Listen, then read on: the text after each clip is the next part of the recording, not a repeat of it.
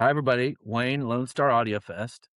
Soon we're going to have some videos of some of our exhibitors that have agreed to do this, like Dave Thompson of Raven Audio and Brian Miller of Miller Audio. But for now, I wanted to introduce you to my wife. She can kind of explain to us how it feels to be an attendee at Lone Star because she's been coming for, I guess, about 12 years. So this is Kelly Parham, and she can also describe to us that elusive wife acceptance factor, that WAF we talk about sometimes on message boards. So how you doing, Kelly? Okay, let's not forget that I'm also a worker bee. Yeah, she's a worker bee. She always, you guys probably have seen her around because she comes around and takes pictures in the various rooms. So yeah, when you come to the shows and A lot of what hard work. it is a lot of hard work. It's true. That's a lot of hard work. Tell me some of the rooms you've seen, some of the things you thought that were cool. Well, let's see. Going back, like you said, I've been coming probably about 12 years now. We missed a couple years. But there has been some really interesting rooms. My favorite rooms are the ones that I'm being able to watch like a DVD, like our room. Mm. I am not just a sit still kind of girl to listen to music. Like when you come home, I'm busy around the house with the music on, Yeah, doing yeah, chores and my, women stuff. yeah, But some of the other exhibit rooms are really interesting, from the sizes and the shapes of the different speakers to their turntables, which are really interesting. And I love a good room that has no cord showing. That has the yeah. cable protectors. I love those because I cannot stand to see tons of cords going everywhere. It's just drives me crazy. But the first couple of years I came, I really liked how you all did the seminars. Yeah. I thought that was really interesting. It also got a lot of huge response, I think, from attendees Mm, coming, downstairs. That's usually where the seminars are held, as well as the bigger attendees. I'm not, excuse me, exhibitors, I should mhm, say, mhm. which is kind of overwhelming on some of those when you're looking at a great big speaker that is huge, bigger than I am, taller than I am, and wider than I am. And you're like, oh my gosh, that thing is huge and it's made out of wood. It's just unbelievable. And the price tag, like $500,000. So you're talking about some of the exhibitors that were downstairs. Yeah, yeah, Uh, those are really interesting to look at. Now, I do like the marketplace that was brought in a couple years ago. I thought that was really interesting to have several small booths that you're able to look at some vinyl. You're able to look at some antique. Now, that was really cool. Some of the antique record players and antique radio kind of things. But I really liked the marketplace. I really enjoyed it. But going back up to the rooms, mhm, I love that kind of venue where you're just not walking around in some expo building in mhm. these like little portable booths. I really like the intimate affair of our rooms upstairs where you're going from room to room and you're being able to sit down Mhm. and you're able to talk to either the distributor or the actual guy who's actually made it, which is amazing. Some of these guys, whether they're can be really young, that are just breaking into this, and it's just a great little hobby, and they're so excited and passionate about it. And then you got the retired ones, who It's true. are, just wanting to dabble in this, and they come up with some really interesting things as DIYers. So that's really interesting. But I just love going and talking with everybody, taking pictures, of course, of each room. That's really fun. That's a really fun experience. And then the attendees themselves, they're a hoot. A lot of them are kind of different, but yeah, we have a lot of attendees that are great. We have a lot of ones that come back every year. So it's nice to see 'em, like Barry. Hey, Barry, if you're watching this, say hey. We miss you. New Jersey Barry Yeah. Soloff. Yeah, so we've had a lot of regular attendees that have come over the years that's, we've become personal friends with them, Yeah, which is really nice. yeah, that's very true. And they'll shoot us little texts and emails throughout the year to see if we're coming, and are they going to be there? Yeah. I was really disheartened that we had to move from Dallas, though. Okay. Yeah. That was one of my big things. I Right. really love Dallas. And hey, Papa Do's, I love going to Papa Do's. That's a restaurant if y'all don't know in Dallas. I love going there. Um, yeah. So, when we moved to Round Rock, that was in, last, year before last. Different experience. I did like, the area itself, but it was so far to get to other things. There was just a very, you've got the hotel there, and then you've got some retailers around there like Cavender's and a little, outlet mall, and some little places to eat, but you actually have to drive to go to other, like, restaurants or venues at night. It's a little bit of a drive, 20 to 30 minutes, and then you're in buckled traffic. So, that was, it was definitely a different experience. We went this year.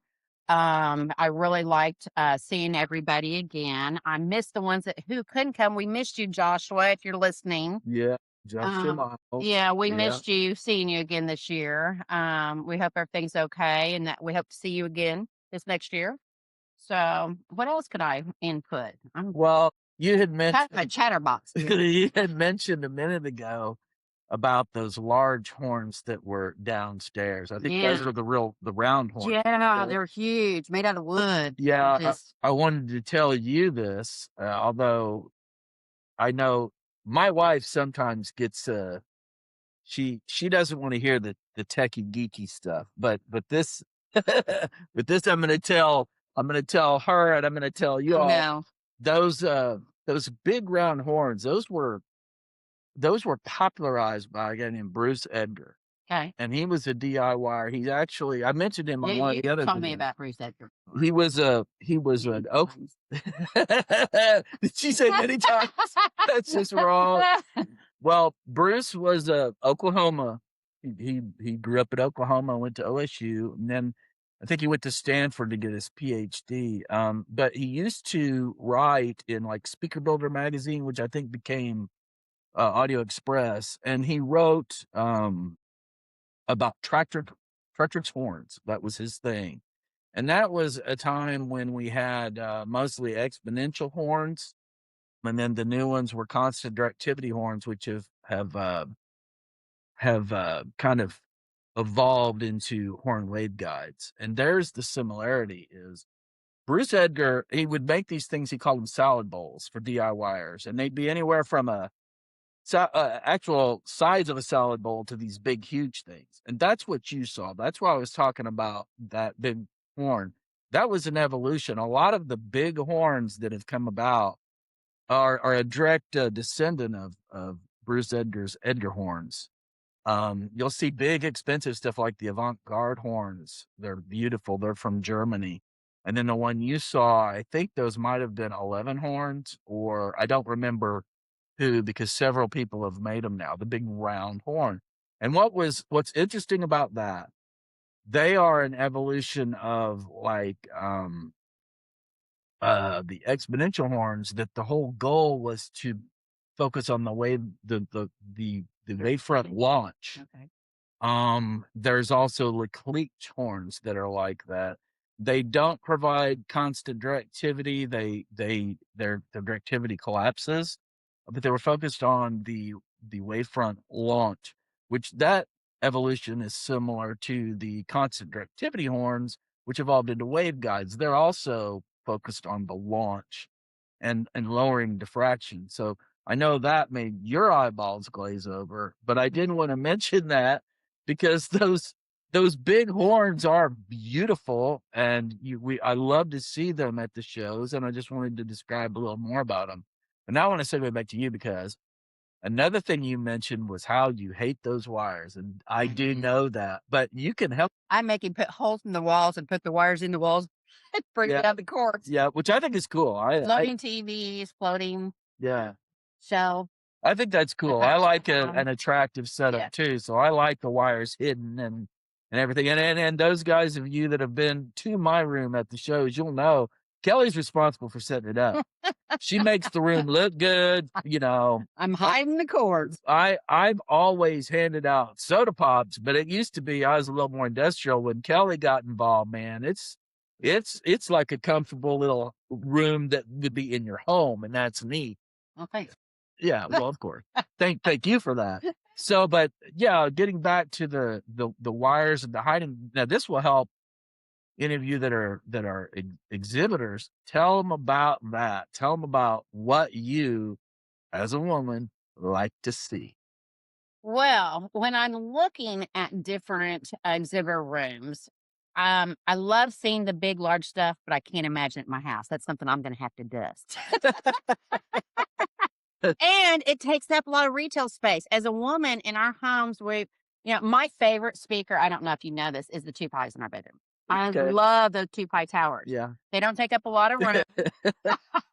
WAF right there. WAF. Yeah, and they flank our armoire, our TV armoire. So I just love those. But as I'm looking at speakers, I like seeing the different sizes, like I said, but I try to envision them in my own home. Now, you guys, it seems like you bigger the better. Especially a bass horn sub, man. I see some of those big ones down there, and I see guys over there just drooling. Bass horn, bass horn. Yeah, they're sitting in those chairs for quite a while down there. Now, I do know one thing I thought was very interesting. A couple of years ago, we had some cars that were brought in with their audio in the cars, and I thought that was interesting. Now, would I drive down the road with it blaring in my ears? No. But it was so great to hear and to see the different setups that they had in the cars. I also wanted to give a shout out to AudioXpress. You mentioned them just a second ago. Yeah. They're great at sending us magazines every year for us to hand out at the shows and do a little ad preempting the show. So I just want to give. No, I'm glad you did. And I'm going to continue that because I've always done a bad job of that. I don't mention them online nearly enough. We do mention them in the shows. We always hand out their magazines every year because they've been a supporter since day one. We hand out their magazines. We tell people to look at those magazines and subscribe, get a subscription if they enjoy them. Yeah. But AudioXpress is wonderful, and they're for the hobbyists, the people that can solder and build stuff. But there's really good stuff in there. So thanks for mentioning. Welcome. Another thing I want to see at our coming up shows is Audio Note. Where are you guys? Peter Fortrip and David Cope. We take our Audio Note to band, and we get so many questions on that every year at the show. Right. So it's a little DIY kit. It's beautiful, but come on. Yeah. So Brian Smith, I know it's a long trip from Canada, but you got to get back here because I'm showing an Audio Note kit 2, which is like 20 years old. You could bring some of your new. Yep, should look those up because they are beautiful. They're just stunning. Now, I don't mind dusting that. Everybody knows Audio Note. Yeah. So yeah. So what else? What else do you? Well, I want to say this about the size because I'm a horn guy. Yeah. Johann von Zyl is also a horn guy. Von Zyl. We love big bass horns, but they are definitely tough to get the wives to like them. I will say this though, I know Johann has made much smaller horns, and there's a handful of guys that make a kind of a hybrid between a transmission line and a horn that can be made smaller. I don't, my horn sub is huge. It's just huge. It's a no compromise horn, but I do like, and this helps a little bit with the wife acceptance factor. I like the multi-sub approach the flanking subs and the multi-subs where you could put that in our living. Right. You could put a lot of small subs around the house and turn them into end tables, making beautiful furniture. And that both provides a wife acceptance factor and smooths room modes and mitigates SBIR. So that one will give you guys a round of applause from your wives as well as making your sound.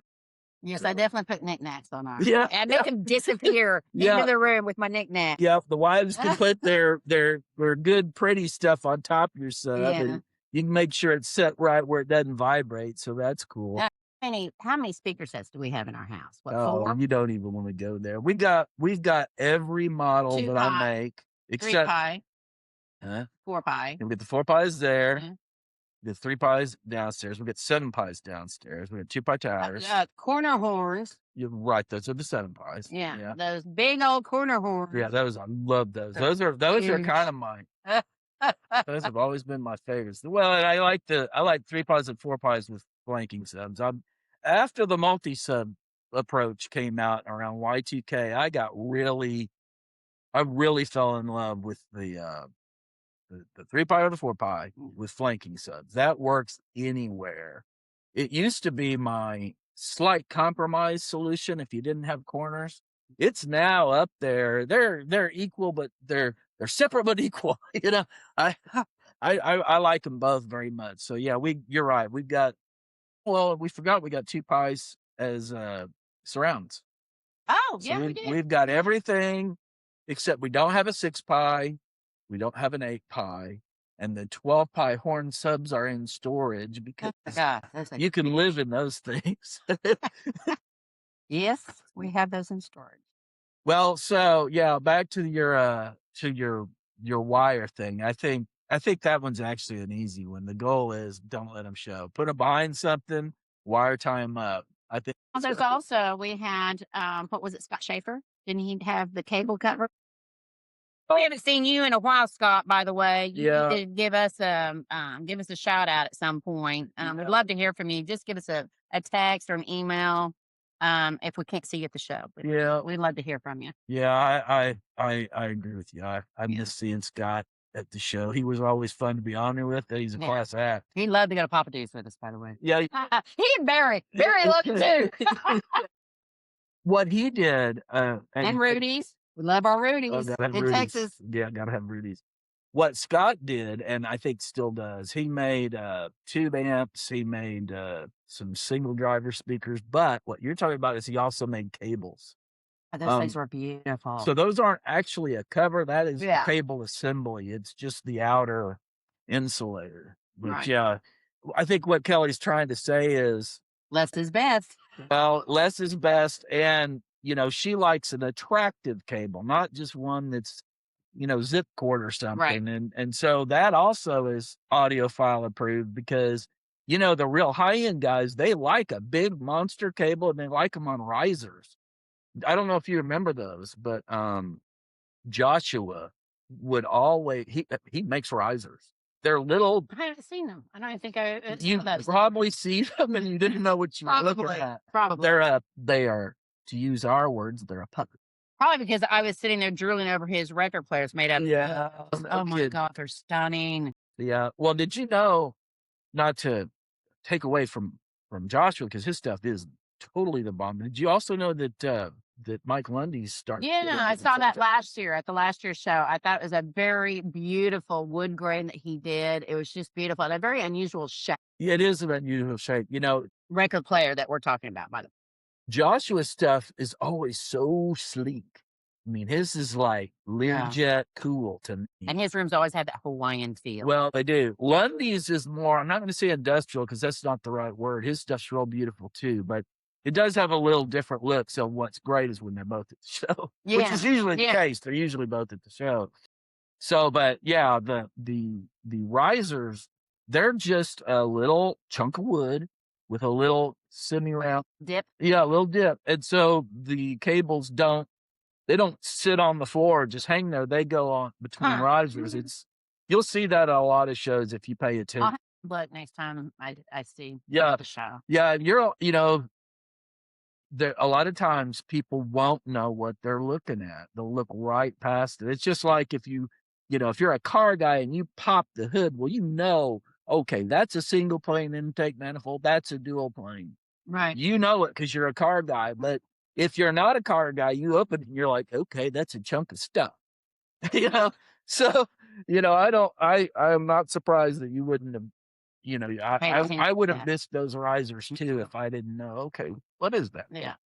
So, yeah, but I think what I'm hearing from you is make it pretty. Make it pretty or make it disappear. Because I don't want to clean it and I don't want to see it. It distracts from everything. It distracts from the speakers for me, the tube amp, the record player, or the movie that I'm watching. It even bothers me then. Yeah. Because I can see him. Okay, so there's our takeaway, guys. Is we got to make them disappear, which is going to be really hard on those bass horns. So it is what it is. You're going to like what you like. Right. And if she signs on, good luck. Or not. But yeah, I'm looking forward to this next year Yeah. at Round Rock. I hope this next year we can knock it out of the park, get a lot more of our old guys back, our old buddies back, see some of our attendees we haven't seen in a while. And get the Austin crowd too. Yeah, I'd like to 'Cause see some of the Austin guys. right, right. Since it's a new move, that was what I was gonna say when you were talking about the restaurants is, we're needing to learn our way. Yeah, We're brand new there, we don't know where and all the good places to eat are. we don't know where the good place. It's Austin, for Yeah, Christ's sake. I'm telling you, if we were to venture into the downtown, at least that's where a lot of good stuff used to be. And, it's a big city. There's a ton of stuff. And I know out west, there's a lot of good stuff too. So we just got, we haven't. yeah, we got to look, and we have to explore the Austin Club. I know a couple of guys came up to me at the last show, and I still need to call them back. Yeah, we'd like to And see you guys. we're right. We need to engage with the Austin Audio Club because we still have a lot of the Dallas Audio Club guys coming to the Right. show. They're making the track. They're making the trek. I mean, it's 2 hours. I mean, come on, guys.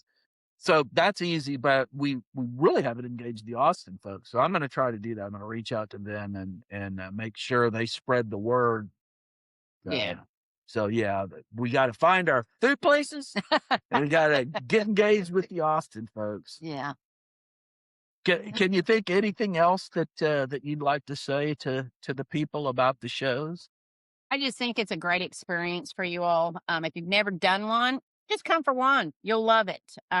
If you are interested in those DIYers, it is such a cool event to see those people working and come up with new ideas and new solutions to different things. Also see their artistic abilities. It's amazing. It really is. Yeah. So if you haven't come. If you've come before and you were in Dallas and haven't come to the Austin one, come to the Austin one. Come check it out. Come stay with us. Party up with us after hours. We go down for the happy hour down there at the hotel. Yeah, that was a good place. What was it called? Louis or something? I don't remember the name of it. I know we went to the Mexican place across the parking lot, and God, that was good. We just got a whole group of us. Yeah. But we did it regrettably on a graduation weekend this last year. Never again. Never again. That was the worst idea. We always Like an hour. Boy, Dave Thompson, he was not happy after about the first hour clicked by. Yeah. Done. we always do our events. Usually in the past have always been the first weekend, which is what is that? Cinco de Mayo. Oh, yeah. I was thinking, what's the name of that holiday? But it's Cinco de Mayo, and it's a perfect weekend. We're not butting up into any graduations or anything on that Memorial Day weekend. Yeah. That's what we hit twice, Memorial Day weekend and graduation. And it was just a mess. There was so much traffic out. We just hardly ventured out of the hotel. Yeah. But I'm looking forward to going back to the first weekend of May. Just wish our trip was a little bit shorter. That 9 hours just kills me. Yeah. We're coming from Bella Vista, Arkansas. If y'all don't know, we moved from Tulsa to Arkansas here right when we started going. When I started going to the shows 12 years ago. So that's the only hard thing. That drive is that drive.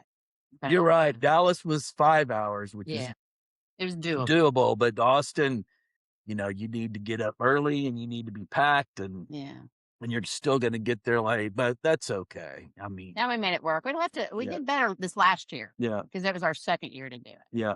So we did better on our packing. We started a day early. Yeah. So We've got that down. and we're like, oh, okay, we're going to do that this next year. Yeah.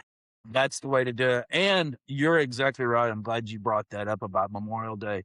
Ever since we started the show, when it was in Tulsa, even, we were first weekend in May. And the reason for that was by May 1, it's warmed up enough that you got good weather. You're past the tornado season, which, hey, if you're in Oklahoma, is a big deal. Tornado Alley. Yeah. So, it's a sweet spot. It isn't hot yet, but you're past the tornado season and you're not getting rainstorms and that stuff like that. Then we tried June, remember? Is this going to be the 20th year?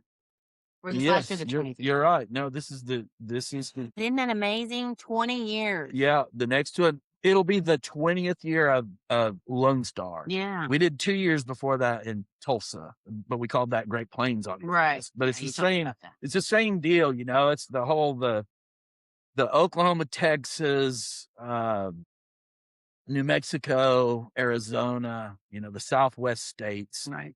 Then I think we also bring in people from like Missouri and Kansas. Yeah. So whether we were Great Plains Audio Fest or Lone Star Audio Fest is the same show, tailored mostly for DIYers, tailored for little companies that they sell mostly online. But we invited everybody, and frankly, a lot of the dealers and larger shops have come.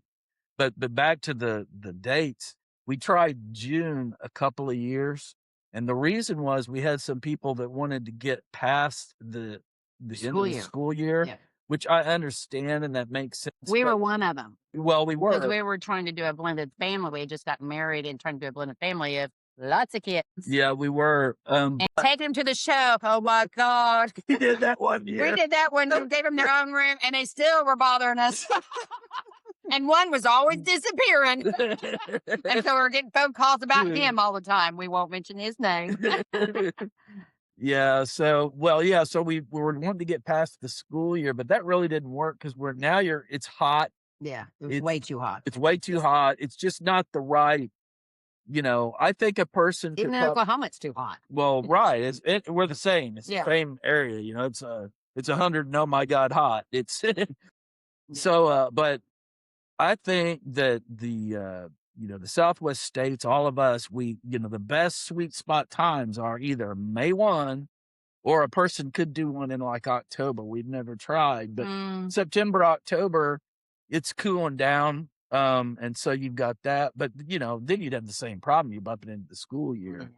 So, first weekend of May. Yeah, we moved it back to May 1 because that just works. It's a weekend. If you got kids, well, at least they're not in school. Right. For the attendees, the exhibitors may have to shuffle that, but it is what it is. The last year we made a huge mistake. We had I don't even know how we missed that thing, but we missed being able to get the first weekend in May at the hotel we had a relationship with, and so we thought, well, but we can take Memorial Day. Now we find out the reason that Memorial Day was open is because nobody wants to do that. They're all out at the lake drinking and having fun. So that was a mistake, but no big deal. We won't do it again. That's what we learned from that. So yeah. Look forward to this next year. Yeah. Rock. Yeah. First weekend. Yeah. I think it's gonna be great. Yeah.